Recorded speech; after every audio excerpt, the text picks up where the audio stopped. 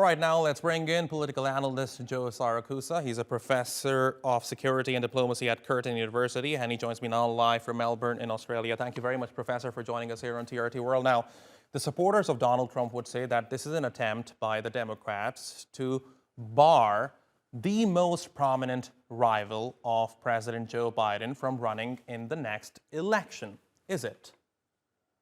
That's absolutely correct, and good morning. Yeah, they've gone after Trump. It's a very exhaustive report. They have a large, compelling, circumstantial case. And you know, in America, when there is a disaster like Pearl Harbor or the Iran-Contra disaster or things like that, we always have a congressional committee. And I remember my own time, Watergate, and what this committee never came up with after 845 pages and hundreds of witnesses is they don't have a smoking gun.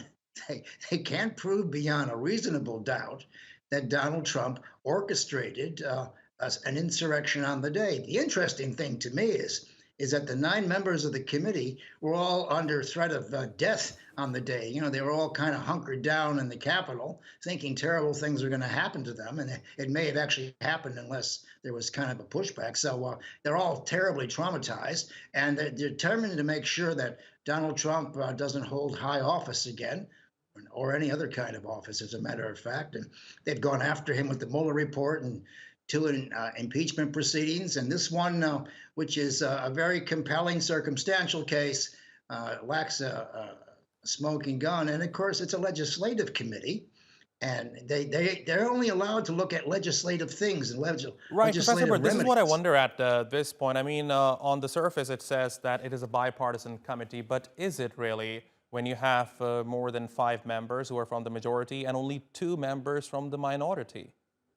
Well, actually, there are 7 Democrats and 2 Republicans. Now, 2 Republicans were handpicked by Nancy Pelosi after she refused the minority party to pick their own people. So the 2 Republicans you have are apostate Republicans who have a grudge against Donald Trump. So it is politically stacked against him. He didn't have a chance. I would have allowed minority people to go on there and produce a minority report. So in this way, you know, it loses a little bit of its political clout. It'll be, of course, very favorable to Democrats, and Republicans will, of course, reject it. And I doubt anyone's going to read this except historians, as a matter of fact. But you're right. The committee was stacked against him, and he never had a chance to defend himself because he was too smart to show up to give testimony. He didn't want to lie under oath, so he stayed away. But in the absence of a smoking gun, they cannot do much about it. They can't compel the Department of Justice, which has its own independent inquiry into Donald Trump.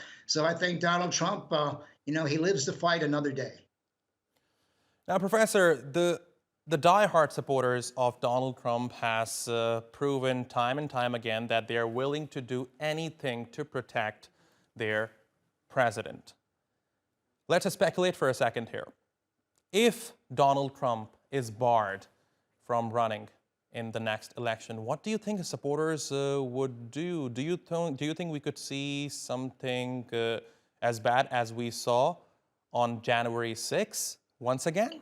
Well, you won't see anything like an insurrection. I doubt this is going to happen again. But you are going to see some pushback. There'll be a number of extremists who come to the defense of Trump, though moderate Republicans can't wait to get rid of this guy. He's toxic. They can't get elected with him because he's got too much baggage with him. But I think there'd be extreme elements in the United States who might try to push back. Yes, you know, during this investigation, we heard about the Oath Keepers and the Proud Boys. I have to tell you, I never heard of these people until this investigation. I mean, these are very odd people. These are people who come out of the hills once in a while. So I think there might be pushback, but there's not going to be a revolution in the United States because, you know, at the end of the day, the United States is like any other country. It's a very hard nut to crack.